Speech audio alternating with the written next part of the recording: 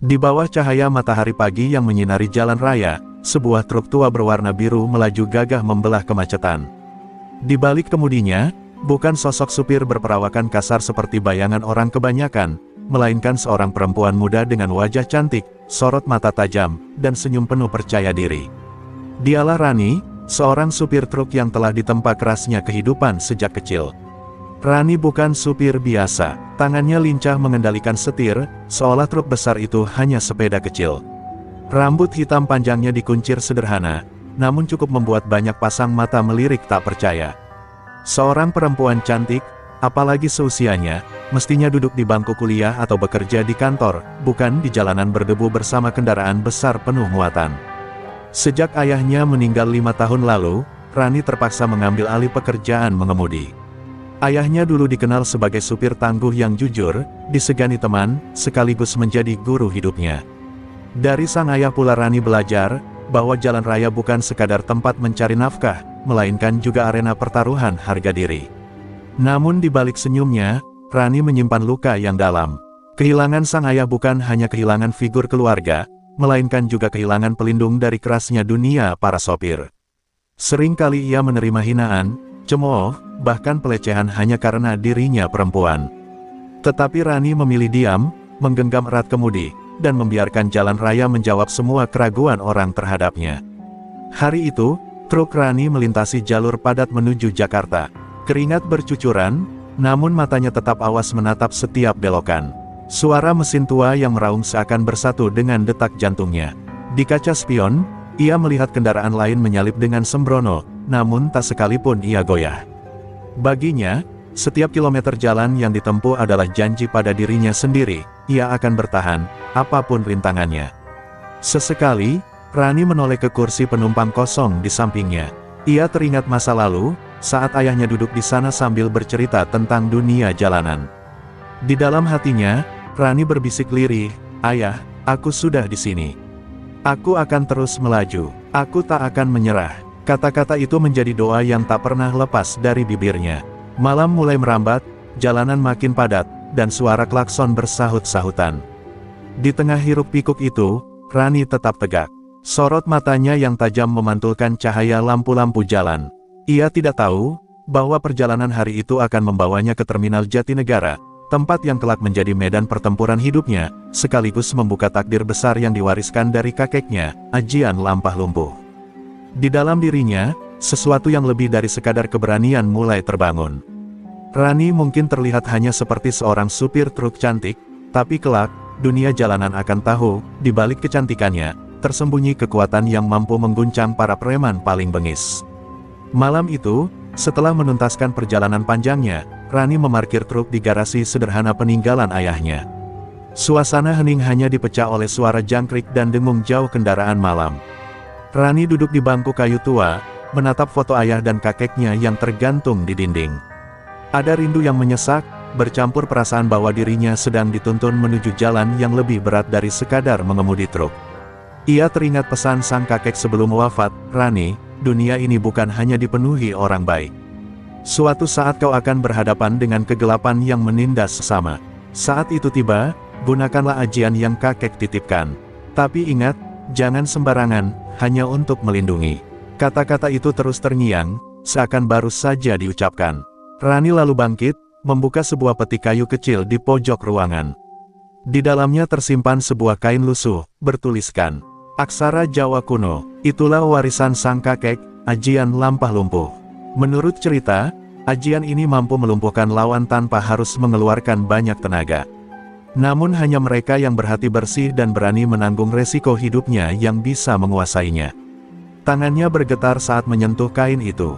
Seakan ada aliran hangat merambat ke seluruh tubuh. Rani memejamkan mata, dan samar-samar ia mendengar suara kakeknya berbisik, "Latih hatimu, latih keberanianmu. Ajian ini bukan untuk kesombongan, tapi untuk menegakkan keadilan." Air mata jatuh di pipinya, menyadarkan bahwa warisan ini bukan mainan, melainkan tanggung jawab besar. Di luar rumah, angin malam bertiup kencang, pohon bambu bergoyang meliuk-liuk seolah ikut merespons. Rani lalu berdiri di halaman, mencoba mengingat gerakan dan doa yang pernah diajarkan. Tangannya bergerak pelan, tubuhnya mengikuti irama yang tak terlihat. Seketika ia merasakan hawa dingin menusuk, lalu hangat menjalari kedua telapak tangannya. Namun, tubuhnya tiba-tiba melemas. Ia terhuyung jatuh berlutut, napasnya tersengal. Ajian itu jelas bukan sesuatu yang mudah ditaklukkan. Apakah aku cukup kuat untuk ini?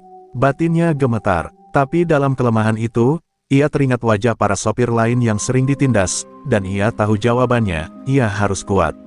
Malam itu, Rani berlatih hingga tubuhnya penuh keringat. Meski beberapa kali tumbang, ia bangkit lagi. Ada tekad baja yang tumbuh bersamaan dengan setiap gerakan dan doa. Setiap kali jatuh, ia berdiri, karena dalam hatinya sudah ada satu janji, ia tak boleh menyerah sebelum mampu menguasai ajian ini sepenuhnya. Di bawah cahaya rembulan, Rani berdiri tegak dengan napas berat, matanya berkilat penuh tekad. Ia belum tahu kapan saatnya ajian lampah lumpuh benar-benar dibutuhkan, tapi ia yakin, takdir sedang menuntunnya. Dan jalan raya yang ia lalui setiap hari, kelak akan mempertemukannya dengan kegelapan yang hanya bisa dipatahkan dengan kekuatan warisan leluhur itu. Sementara Rani sibuk menempuh latihan ajian peninggalan kakeknya, di sisi lain kota Jakarta, tepatnya di Terminal Jatinegara, sebuah bayangan kelam terus menguasai kehidupan para sopir dan pedagang. Namanya Jarno Waek, pria bertubuh kekar dengan wajah penuh luka bekas perkelahian. Di balik tawanya yang kasar, tersimpan kejamnya seorang penguasa jalanan yang sudah bertahun-tahun mencengkeram terminal itu. Jarno bukan sekadar preman jalanan biasa. Ia adalah pemimpin dari puluhan anak buah yang tersebar di setiap sudut terminal. Dari parkiran, kios, hingga jalur keluar masuk kendaraan, tak ada yang lepas dari genggamannya. Setiap sopir angkot, pedagang kecil, bahkan tukang ojek harus menyetor uang keamanan jika ingin berjualan dan mencari nafkah.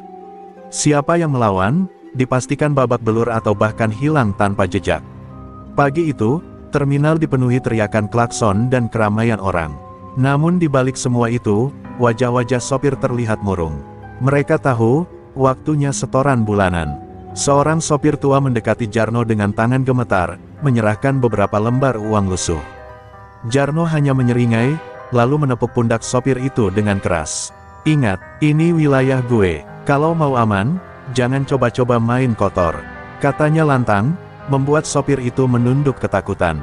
Di balik kejayaan Jarno, ada cerita kelam. Ia pernah menjadi petarung jalanan yang tak terkalahkan.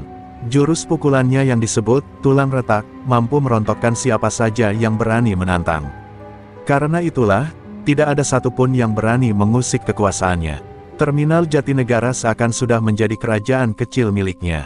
Namun, meski takut, para sopir dan pedagang menyimpan rasa muak. Mereka terjebak dalam lingkaran penindasan. Setiap hari mereka hanya bisa berharap ada keajaiban, seseorang yang berani berdiri melawan Jarno. Tapi dalam hati, mereka semua tahu, tidak ada orang waras yang berani melawan sang raja preman. Sore itu, di sebuah warung kopi pinggir terminal, beberapa sopir saling berbisik. Mereka bercerita tentang seorang supir truk cantik yang mulai terkenal di jalur luar kota. Katanya, ia tangguh dan berani. Jarno yang duduk tak jauh dari sana mendengar bisikan itu. Matanya menyipit penuh amarah. Perempuan, supir truk, berani melawan pungli. Heh, gue bakal kasih pelajaran kalau dia berani injek wilayah gue. Malam harinya, Jarno berdiri di tengah terminal, dikelilingi anak buahnya. Ia menyalakan sebatang rokok, asapnya mengepul, menutupi cahaya lampu terminal yang suram. Ingat nama itu, Rani. Kalau dia sampai masuk ke terminal ini, pastikan dia tahu siapa penguasa di sini. Suaranya bergema, membuat anak buahnya bersorak menakutkan. Dan tanpa disadari Rani, takdir sedang menggiring langkahnya ke arah terminal itu. Ajian lampah lumpuh yang ia latih malam-malam akan segera diuji, karena jarak antara keberanian dan kengerian kini semakin tipis. Terminal Jatinegara, tanah kekuasaan Jarno Waek, sedang menanti kedatangan seorang perempuan yang kelak mengubah segalanya. Siang yang terik membuat udara terminal Jatinegara terasa sesak. Debu bercampur asap knalpot mengepul, menutupi wajah para sopir yang hilir mudik. Di tengah hiruk pikuk itu, truk biru yang dikemudikan Rani perlahan memasuki kawasan terminal. Para sopir menoleh tak percaya, jarang ada perempuan cantik berani melintas dengan kendaraan sebesar itu, apalagi ke wilayah kekuasaan Jarno Waek. Rani turun dari truknya untuk beristirahat sejenak. Ia hanya ingin membeli air mineral dan melepas penat. Namun langkahnya langsung dihadang 3 preman bertubuh gempal. Salah satunya, dengan rambut cepak dan tato di leher, menyeringai sambil menepuk-nepuk tangan. "Hei cantik, masuk terminal sini ada aturan. Kalau mau aman, bayar uang jaga." Rani menatap tajam, keringat di pelipisnya bercampur dengan rasa jengkel. Ia mengingat jelas wejangan kakeknya, jangan gunakan ajian sembarangan. Maka ia mencoba bicara baik-baik. "Saya cuma mau beli air, Mas. Saya nggak ganggu siapapun. Jadi tolong jangan halangi saya." Suaranya tenang, tapi matanya berkilat penuh wibawa. Tawa kasar terdengar, membuat beberapa sopir yang sedang duduk menjauh, tak ingin ikut terseret masalah. "Heh, denger nggak, bro? Cewek ini nolak bayar." Preman yang lain meludah ke tanah, mendekat dengan wajah angkuh. "Di sini nggak ada kata nolak. Kalau lu nggak bayar, truk lu bisa nggak keluar lagi dari terminal ini." Suasana menegang. Beberapa sopir lain hanya bisa menggeleng lirih, kasihan namun tak berdaya. Mereka tahu betul, menentang preman di terminal hanya akan berakhir dengan bencana. Tapi di mata Rani, ada kilatan keberanian yang tak biasa. Ia menggenggam botol air kosong di tangannya, bersiap jika sewaktu-waktu harus bertahan. "Saya nggak takut dengan ancaman kalian," ujar Rani lantang, membuat beberapa pedagang yang mendengar menahan napas. Kata-kata itu seolah tamparan keras bagi geng preman yang terbiasa dituruti. Wajah sang preman berubah merah, tangannya terangkat hendak mendorong Rani. Namun sebelum sempat menyentuhnya, Rani bergeser cepat, menepis kasar tangan itu. Gerakannya lincah, seperti sudah terbiasa menghadapi serangan. Preman itu terhuyung ke belakang, membuat suasana terminal semakin ricuh. Orang-orang mulai berbisik, "Cewek ini lain, dia berani." Di kejauhan, seorang anak buah Jarno segera berlari melapor pada pimpinannya. Nama Rani pun sampai ke telinga Jarno Waek. Dan sejak detik itu, terminal Jatinegara seolah menahan napas. Pertemuan singkat ini hanyalah awal dari badai besar, pertarungan antara seorang supir truk cantik berhati baja dan raja preman yang merasa kekuasaannya diganggu. Keributan kecil yang dipicu Rani menolak pungutan liar seketika membesar. Para preman lain yang berjaga di sekitar terminal segera berdatangan. Jumlah mereka semakin banyak, membuat suasana terminal mendadak tegang. Pedagang buru-buru menutup lapak, sopir angkot memundurkan kendaraan mereka, dan orang-orang hanya bisa menonton dari jauh dengan wajah cemas. Seorang preman bertubuh besar, julukannya Bulek, maju ke depan. Otot lengannya berkilat penuh tato naga, suaranya menggelegar. "Heh, perempuan, berani banget lo bikin ribut di sini. Terminal ini milik Jarno Waek. Kalau lo nggak tunduk, gue yang akan ngajarin lo arti takut." Teriaknya sambil melangkah mendekat. Rani menarik napas dalam. Ia tahu, inilah ujian pertama sebelum berhadapan dengan Jarno sendiri. Ia tidak boleh gentar. Dengan sikap tenang, ia menjawab, "Terminal ini milik rakyat, bukan milik preman. Kalau kalian masih punya hati, berhentilah memeras orang kecil." Kalimat itu membuat beberapa sopir yang menonton terharu, namun juga makin khawatir keselamatan Rani. Tiba-tiba Bulek melancarkan pukulan keras ke arah wajah Rani. Gerakan cepat itu membuat penonton berseru kaget. Namun Rani dengan sigap menunduk, lalu menepis lengan lawan dengan gerakan sederhana tapi penuh tenaga. Tubuh besar Bulek kehilangan keseimbangan dan terhuyung, membuat sorakan kecil terdengar dari kerumunan. Tak terima dipermalukan, dua preman lain ikut menyerang bersamaan. Satu melayangkan tendangan, yang lain mencoba mencekik dari belakang. Rani bergerak lincah, menunduk, lalu menyikut perut penyerangnya hingga orang itu terbatuk keras. Tendangan satunya lagi ia sambut dengan tangkisan, membuat si penendang terpental ke arah gerobak pedagang yang roboh berantakan. Suasana terminal semakin panas. Beberapa pedagang mulai berani berteriak memberi dukungan, meski takut. "Ayo, Mbak, jangan kalah, lawan terus," teriak seorang bapak sopir tua. Sorakan itu membakar semangat Rani, membuat matanya bersinar tajam penuh tekad. Namun jumlah lawan terlalu banyak. 5 orang sekaligus mengepungnya, membawa kayu dan rantai besi. Meski berhasil menangkis, tubuh Rani mulai tergores dan keringat membasahi wajahnya. Ia sadar, kalau terus seperti ini ia bisa kewalahan. Di dalam hatinya, suara kakek kembali terngiang, gunakan ajian ini hanya ketika benar-benar dibutuhkan. Rani menggenggam tangannya erat, lalu berdiri tegak. Ia tahu saatnya hampir tiba, ajian lampah lumpuh yang selama ini ia latih, mungkin harus digunakan. Terminal Jatinegara kini berubah menjadi gelanggang. Semua mata tertuju padanya, menunggu apakah supir truk cantik ini mampu menantang kekuasaan preman yang selama ini dianggap tak tersentuh. Berita tentang keributan di terminal menyebar cepat seperti api disiram bensin. Nama Rani, supir truk cantik yang berani melawan pungutan liar, kini jadi bahan bisik-bisik di setiap sudut terminal. Para sopir berani menyebutnya sebagai harapan baru, sementara para preman mendidih menahan malu karena kekuasaan mereka tercoreng di depan umum. Di sebuah bangunan reyot yang dijadikan markas, Jarno White duduk di kursi kayu besar, dikelilingi puluhan anak buahnya. Wajahnya keras, tatapan matanya tajam seperti pisau. Seorang anak buahnya yang babak belur menceritakan bagaimana Rani menangkis dan mengalahkan beberapa orang sekaligus. Jarno mengisap rokoknya dalam-dalam, lalu menghembuskan asap ke langit-langit. Senyumnya tipis, tapi penuh ancaman. Jadi, semua kalian kalah lawan satu perempuan. Suaranya datar, tapi cukup membuat ruangan hening mencekam. Tak ada yang berani menjawab, hanya tatapan ketakutan saling bertemu. Jarno lalu menghentakkan tinjunya ke meja hingga pecah berderak. Malu, harga diri gue diinjak-injak. Seorang perempuan berani menantang gue di wilayah sendiri. Teriaknya, membuat semua orang terloncat kaget. Dalam hatinya, Jarno merasa tersengat. Selama ini, tak ada satupun orang berani menolak aturan mainnya. Semua tunduk, semua patuh. Tapi sekarang, seorang perempuan tiba-tiba datang, merusak wibawanya, bahkan membuat rakyat kecil berani bersorak. Itu tak bisa dibiarkan. Harga dirinya sebagai raja preman dipertaruhkan. Malam itu, Jarno memanggil tiga tangan kanannya, Bulek, Tigor, dan Saman. Mereka adalah preman paling bengis di terminal, terkenal tak punya belas kasihan. Jarno menatap mereka satu persatu dengan tatapan menyala. Dengar, cari tuh perempuan, gue nggak peduli gimana caranya. Gue mau dia diseret ke depan gue. Gue bakal buktiin, siapa penguasa sejati di sini. Tigor yang wajahnya penuh luka masih menunduk takut, tapi berusaha menyembunyikan rasa sakitnya. Bulek, yang sebelumnya dipermalukan Rani, hanya bisa mengepalkan tangan dengan rahang mengeras. Dalam hatinya, ada dendam membara. Mereka bertiga tahu, tugas ini bukan sekadar perintah, melainkan pembuktian.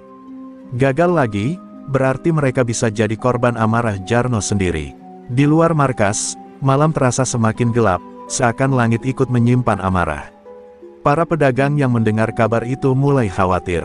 Mereka tahu, preman yang terluka harga dirinya bisa lebih berbahaya dari biasanya. Namun diam-diam, harapan kecil tumbuh, kalau seorang perempuan saja bisa membuat Jarno marah, mungkin kekuasaannya tak lagi abadi. Sementara itu, jauh di rumahnya, Rani sedang merawat luka-luka di lengannya.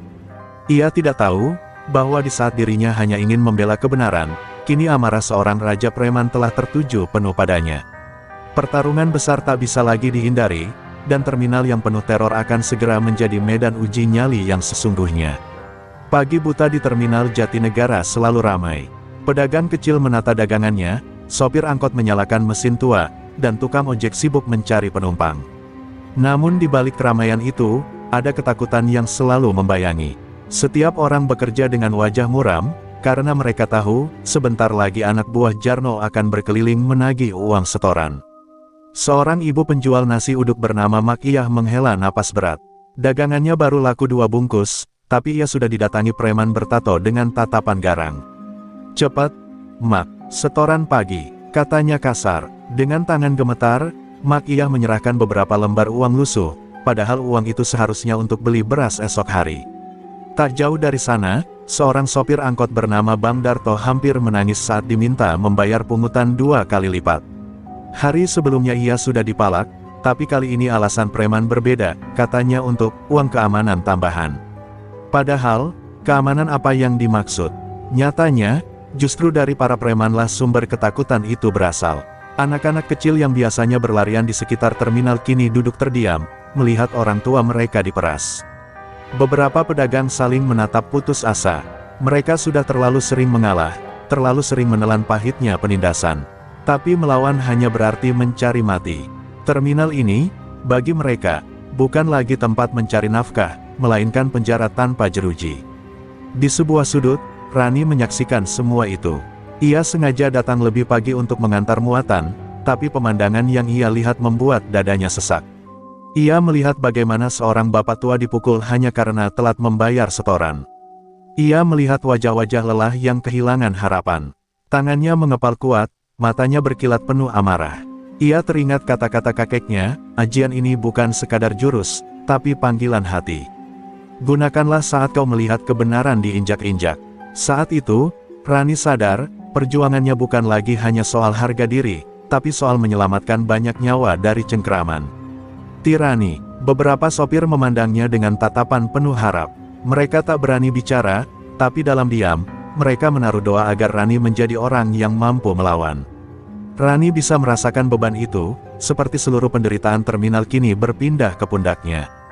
Dan di saat ia menatap ke arah markas Jarno dari kejauhan, Rani berbisik lirih, suaranya nyaris seperti janji, aku tidak akan tinggal diam. Terminal ini harus bebas. Jika aku harus jatuh, biarlah jatuh demi orang-orang yang kau tindas, Jarno. Angin pagi berhembus, seakan mengamini tekad yang mulai membara di dalam dirinya. Hari itu, suasana terminal lebih panas dari biasanya. Jarno mengirimkan belasan anak buahnya untuk berkeliling memastikan tidak ada yang berani melawan. Preman-preman itu berjalan congkak, membawa kayu dan rantai besi, menatap pedagang dan sopir dengan mata penuh ancaman. Wajah-wajah rakyat kecil semakin pucat. Tak seorang pun berani menatap balik, kecuali Rani. Rani berdiri di dekat truk birunya, tubuhnya tegak, tatapannya tajam. Ia melihat seorang pemuda sopir angkot dipukul hanya karena telat menyerahkan setoran. Darah mengalir di pelipis pemuda itu, dan tangisnya pecah di hadapan kerumunan. Itu menjadi titik balik. Di dalam hati Rani, suara kakeknya menggema, saat kau melihat ketidakadilan, jangan biarkan rasa takut mengikatmu. 3 preman mendekatinya dengan wajah sinis. Heh, lo lagi, cewek sok jagoan, masih berani nongol di sini. Salah satu dari mereka menendang ban truk Rani. Rani hanya menatap dingin, lalu maju selangkah. Aku nggak akan biarin kalian terus mempermainkan orang di sini. Kalimat itu membuat kerumunan terperangah. Ada seseorang yang berani berkata lantang di tengah teror. Salah satu preman langsung menyerang, melayangkan tinju ke arah wajahnya. Namun kali ini, Rani tidak hanya menangkis. Ia merasakan hawa hangat menjalar di telapak tangannya. Dengan gerakan cepat, ia menyentuh lengan lawan tepat di titik tertentu. Seketika, tubuh preman itu melemas, jatuh tersungkur, matanya terbelalak tak percaya. Ajian lampah lumpuh bekerja, kerumunan mendadak heboh. 2 preman lain yang mencoba menyerang ikut ditaklukkan dengan cara serupa, sentuhan singkat yang membuat mereka tak berdaya, tergeletak di tanah seperti kehilangan tenaga. Pedagang terdiam, sopir saling pandang, lalu bisikan penuh kagum mulai terdengar, itu, apa yang dia lakukan? Kok bisa lawan sebesar itu jatuh begitu saja? Rani berdiri tegak, napasnya teratur meski jantungnya berdegup kencang. Ia tahu ajian ini sangat berbahaya jika disalahgunakan. Tapi ia juga tahu, inilah saatnya membuktikan bahwa ada kekuatan yang bisa melawan tirani Jarno. Matanya menatap lurus ke kerumunan preman yang tersisa, penuh keberanian. Salah satu preman berlari kabur, lalu yang lain menyusul, meninggalkan rekan-rekannya yang sudah tak berdaya. Sorak-sorai pecah di antara para pedagang dan sopir. Untuk pertama kalinya, mereka merasakan secercah harapan. Mereka bersorak memanggil nama Rani, meski suara itu masih dibalut rasa takut. Di kejauhan, seorang mata-mata Jarno menyaksikan semuanya. Dengan wajah panik, ia segera melarikan diri untuk melapor. Hari itu menjadi saksi, ajian lampah lumpuh telah teruji, dan nama Rani resmi menjadi ancaman nyata bagi kekuasaan Jarno Waek. Kabar tentang Rani yang berhasil melumpuhkan anak buah Jarno menyebar lebih cepat dari asap knalpot di terminal. Dari sopir angkot hingga pedagang kopi, semua membicarakan keberaniannya. Bagi rakyat kecil, ia bagaikan cahaya yang menerangi kegelapan. Namun bagi Jarno Waek, itu adalah penghinaan terbesar dalam hidupnya. Di markas reyotnya, Jarno melempar kursi hingga hancur berantakan. Wajahnya merah padam, urat lehernya menegang. Perempuan itu sudah keterlaluan. Dia bukan cuma ngelawan, tapi bikin gue jadi bahan ejekan di wilayah sendiri. Suaranya bergema, membuat anak buahnya hanya bisa menunduk. Tak ada yang berani membalas kata-katanya.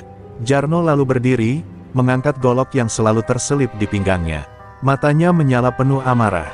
Dengar semua, gue nggak butuh kabar-kabar kecil. Gue mau perempuan itu datang ke sini. Gue tantang dia, di depan semua orang, di terminal ini. Gue bakal buktiin, siapa penguasa sejati. Teriaknya lantang, disambut sorakan ketakutan dari anak buahnya. Berita tantangan itu segera menyebar ke seluruh penjuru terminal. Para sopir berbisik-bisik, sebagian cemas, sebagian bersemangat. Rani bakal lawan Jarno. Gila, itu cari mati. Namun ada juga yang berkata lirih, kalau bukan dia, siapa lagi yang bisa ngadepin Jarno? Rakyat terminal mendadak hidup dalam ketegangan menunggu hari itu tiba. Ketika kabar itu sampai ke telinganya, Rani sempat terdiam. Ia tahu, melawan Jarno bukanlah hal sepele. Lawannya bukan preman biasa, tapi seseorang yang punya tenaga dalam dan jurus mematikan. Namun ia juga tahu, inilah saatnya. Jika ia mundur, rakyat terminal akan kehilangan harapan. Jika ia maju, ia mempertaruhkan nyawa, tapi juga membuka jalan menuju kebebasan. Malam itu, Rani berlutut di hadapan foto ayah dan kakeknya. Air matanya jatuh, namun matanya menyala penuh tekad. Ayah, kek doakan aku.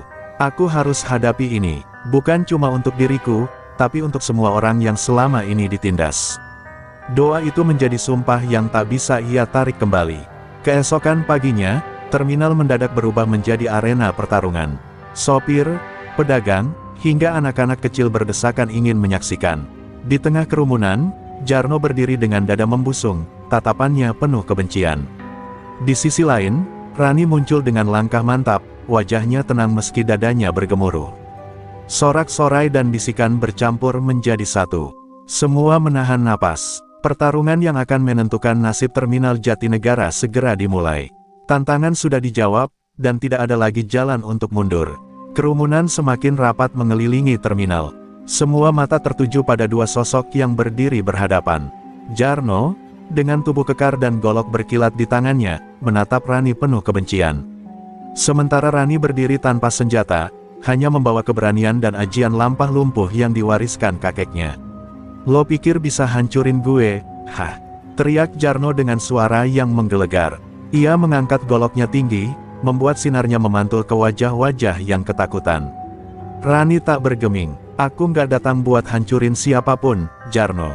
Aku datang buat hentikan teror lo di sini. Suaranya tenang, tapi tajam bagai pisau yang menembus hati. Tanpa aba-aba, Jarno langsung menyerang. Goloknya menyambar cepat, menebas udara dengan tenaga penuh. Penonton menjerit histeris. Namun Rani dengan sigap menghindar, melompat mundur, langkahnya lincah seperti penari. Ia belum membalas, hanya mengukur kekuatan lawannya. Jarno semakin murka. Ia menyerang bertubi-tubi, setiap ayunan goloknya meninggalkan bekas goresan di aspal. Percikan api sesekali terlihat ketika bilah besi menghantam keras. Rani terus menghindar, keringat mulai membasahi pelipisnya, tapi matanya tetap fokus. Ia tahu, satu kesalahan bisa membuat nyawanya melayang. Kerumunan berteriak-teriak, sebagian menutup mata, sebagian justru bersemangat. Pedagang kecil berdoa dalam hati, berharap perempuan pemberani itu mampu bertahan. Setiap kali Rani berhasil lolos dari serangan mematikan, terdengar bisikan kagum, dia cepat sekali, dia beda dari lawan Jarno yang lain.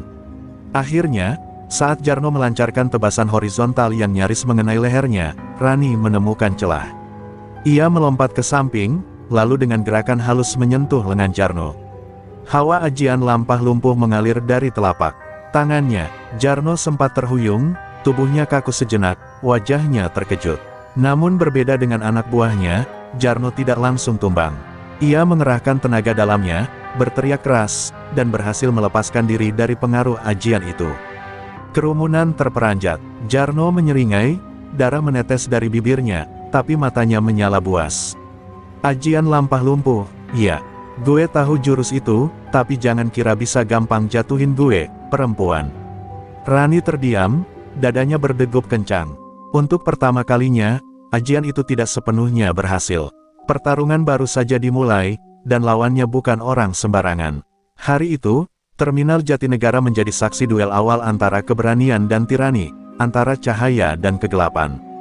Jarno berdiri dengan napas memburu, tubuhnya masih sedikit gemetar setelah disentuh ajian lampah lumpuh. Namun, bukannya tumbang, ia malah menyeringai penuh kemenangan. Dari balik bajunya, Ia meraba sebuah kalung hitam yang menggantung di leher, batu merah menyala di tengahnya. Aura gelap tiba-tiba memancar, membuat udara terminal seakan membeku.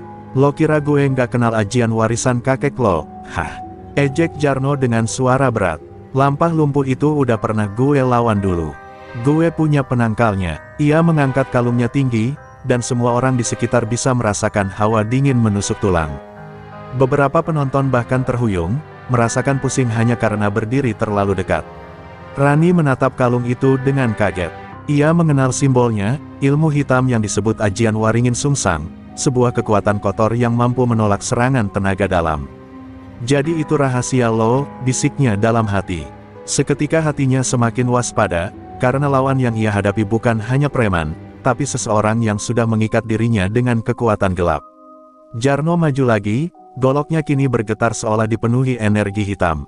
Dengan sekali ayunan, besi tua terminal tergores dalam, meninggalkan bekas yang menakutkan. Rani terpaksa mundur, merasakan getaran tanah setiap kali golok itu menghantam. Kerumunan menjerit-jerit, sebagian mulai lari ketakutan, tapi tetap ada yang bertahan menonton dengan wajah pucat. Rani mencoba mendekat lagi, mencari celah untuk melumpuhkan. Ia melancarkan sentuhan cepat ke arah dada Jarno, tapi ketika ajian lampah lumpuh mengalir, energi hitam dari kalung itu menolak masuk, membuat tubuh Jarno tetap tegak.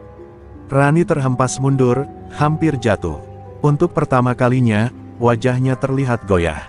Jarno tertawa terbahak-bahak. "Apa gue bilang, ajian lo nggak ada artinya di depan gue. Semua orang ini bakal lihat gimana gue bikin lo nyungsep, dan abis itu mereka semua balik jadi budak gue." Tawa itu menggema, membuat hati rakyat kecil kembali dicekam rasa takut. Namun di balik kepanikan, ada secercah tekad yang menyala di dada Rani. Ia menggenggam erat tangannya, berusaha menenangkan napas. "Kalau kekuatan ini ditopang oleh ilmu hitam, berarti aku harus melawan bukan hanya dengan ajian, tapi juga dengan niat yang bersih. Aku nggak boleh kalah. Demi mereka semua." Kerumunan terdiam, menyaksikan dua kekuatan saling berhadapan, satu dari warisan leluhur penuh kebajikan, satu lagi dari ilmu hitam yang meracuni jiwa.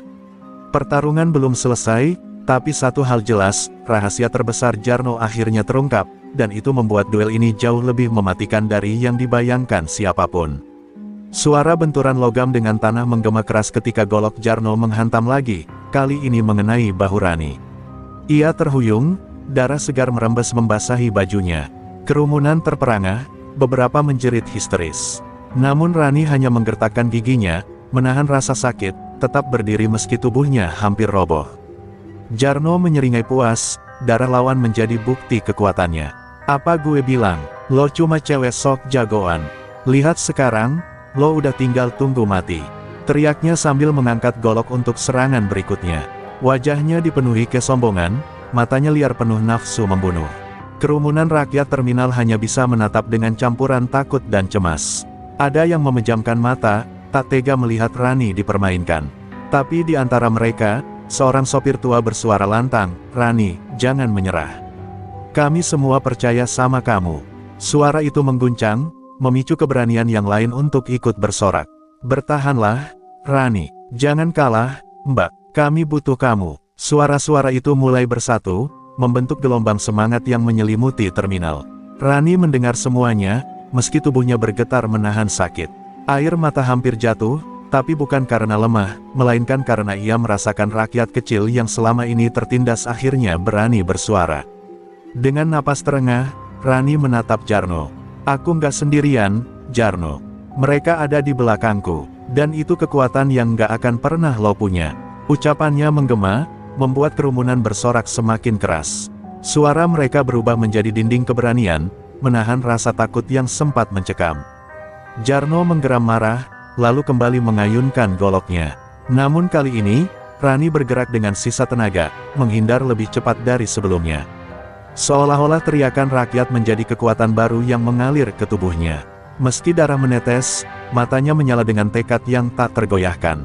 Kerumunan semakin terpacu melihatnya bangkit lagi.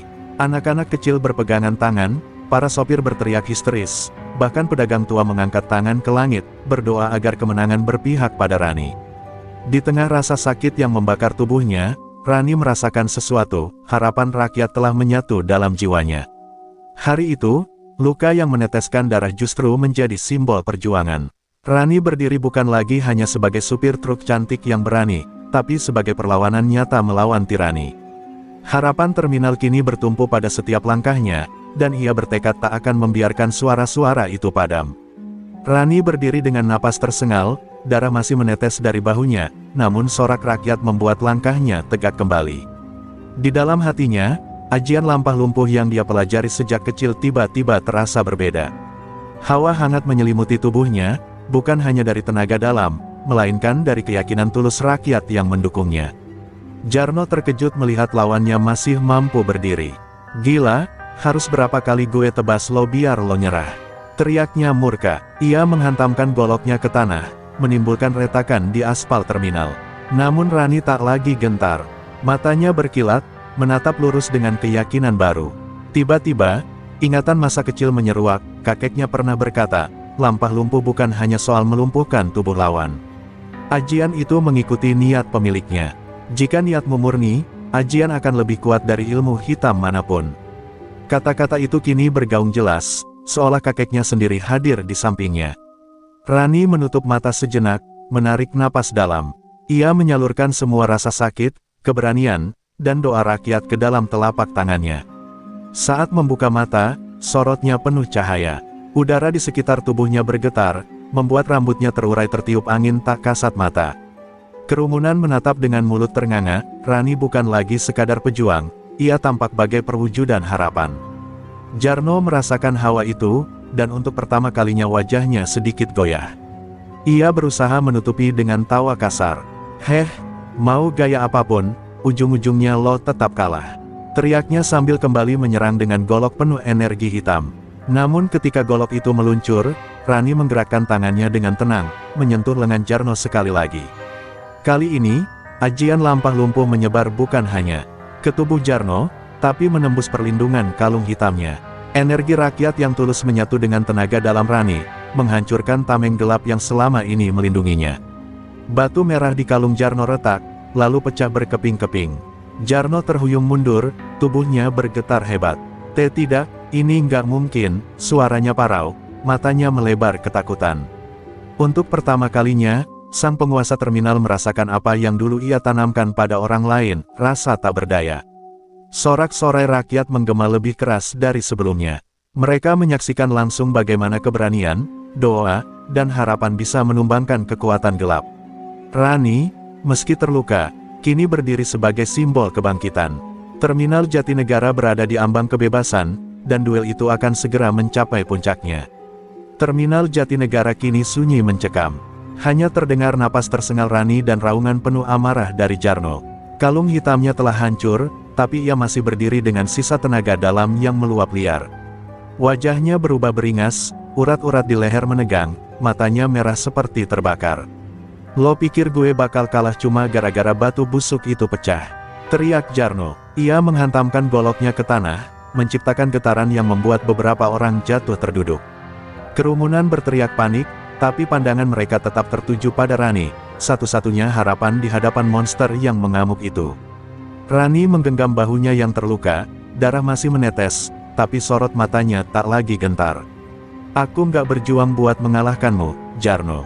Aku berjuang buat mereka, buat orang-orang yang udah terlalu lama lo tindas." Ucapannya menggema, membuat sorak rakyat semakin menggelegar. Jarno mengaum, melompat tinggi, goloknya meluncur ke arah kepala Rani dengan kekuatan terakhir yang mematikan. Semua orang menjerit, seakan ajal Rani sudah di depan mata. Namun tepat sebelum bilah besi itu mengenai, Rani bergerak cepat, mengalirkan ajian lampah lumpuh dengan kekuatan penuh yang bercampur dengan semangat rakyat. Telapak tangannya menempel di dada Jarno. Seketika, hawa panas menjalar deras. Tubuh Jarno membeku, matanya melotot, lalu seluruh ototnya lumpuh. Golok terlepas dari genggamannya, jatuh berdering di aspal.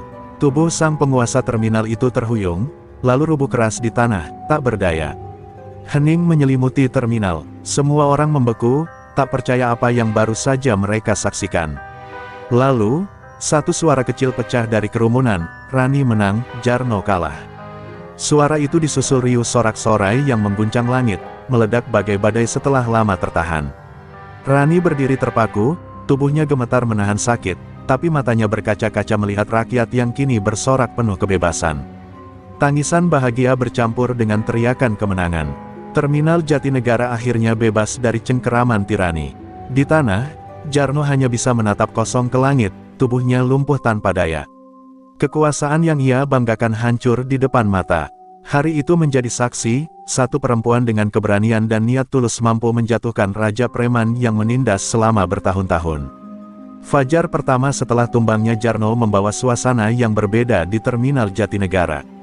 Tidak ada lagi suara ancaman, tidak ada teriakan kasar preman, hanya hiruk-pikuk sopir dan pedagang yang kembali berani menggelar dagangan dengan senyum lega. Terminal yang dulu penuh ketakutan kini terasa seperti baru lahir. Para sopir angkot yang biasanya harus setor paksa kini bisa menarik penumpang dengan tenang. Pedagang kecil menggelar dagangan tanpa dihantui perasaan was-was. Bahkan anak-anak kecil yang dulu takut mendekat kini berlarian riang di sekitar terminal. Rasa lega itu menyelimuti semua orang, seolah rantai panjang yang mengikat mereka akhirnya putus. Di tengah keramaian itu, Rani duduk bersandar di truk birunya.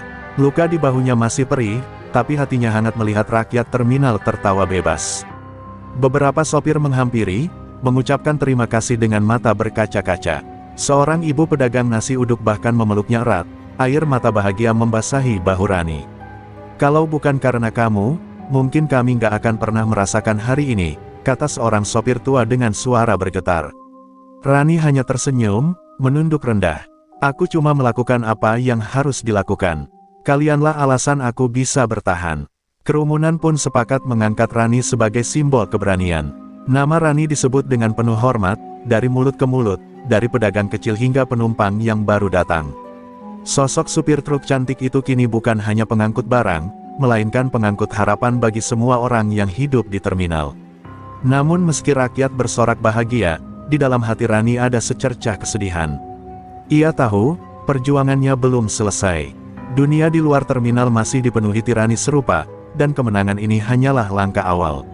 Ia menatap langit, membisikkan doa agar kekuatan ini bisa terus digunakan untuk kebaikan. Sore harinya, terminal berubah menjadi pesta sederhana. Para pedagang berbagi makanan, sopir angkot menyalakan musik dari tape butut, dan semua orang tertawa bersama. Di tengah pesta itu, Rani hanya tersenyum melihat kebersamaan yang tercipta. Inilah bayaran paling indah dari semua luka dan pengorbanannya. Hari itu, Terminal Jatinegara benar-benar merasakan kebebasan untuk pertama kalinya. Tidak lagi ada bayangan Jarno, tidak lagi ada ancaman preman. Yang tersisa hanyalah persatuan, keberanian, dan rasa syukur. Dan di balik semua itu, berdiri sosok perempuan yang mengubah ketakutan menjadi harapan.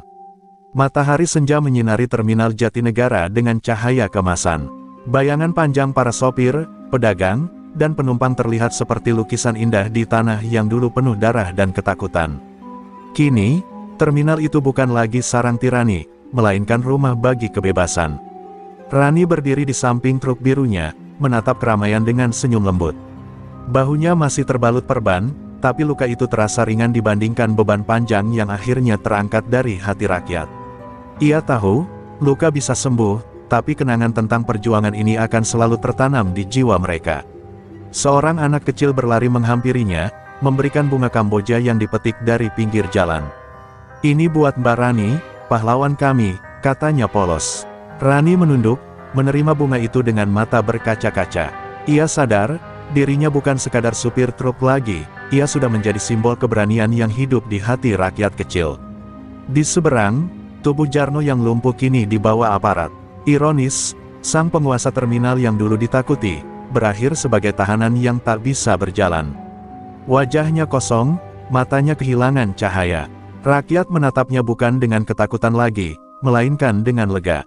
Kekuasaan gelapnya benar-benar sirna. Malam itu, ketika terminal mulai sepi, Rani duduk di atas kap truknya. Ia menatap langit, mengingat ayah dan kakeknya. "Aku sudah melanjutkan jalan kalian. Tapi aku tahu, perjuangan belum berakhir. Akan ada tempat-tempat lain yang butuh cahaya." Suara hatinya bergema, menjadi janji yang akan ia pegang selamanya. Angin malam berhembus, seolah membawa pesan dari leluhurnya. Rani memejamkan mata, merasakan damai yang belum pernah ia rasakan sebelumnya. Di balik luka, ada kemenangan. Di balik tangisan, ada harapan. Dan di balik dirinya, ada rakyat kecil yang kini berani melangkah tanpa takut. Terminal Jatinegara berdiri sebagai saksi bahwa tirani bisa tumbang jika ada satu keberanian yang menyala. Rani mungkin hanya seorang supir truk cantik, tapi keteguhannya telah mengubah sejarah sebuah tempat. Nama dan kisahnya akan terus diceritakan dari generasi ke generasi. Dan begitu malam menelan langit Jakarta, Rani menyalakan mesin truk birunya. Dengan senyum kecil, ia melaju meninggalkan terminal, bukan sebagai orang biasa, tapi sebagai warisan keberanian yang tak akan pernah padam.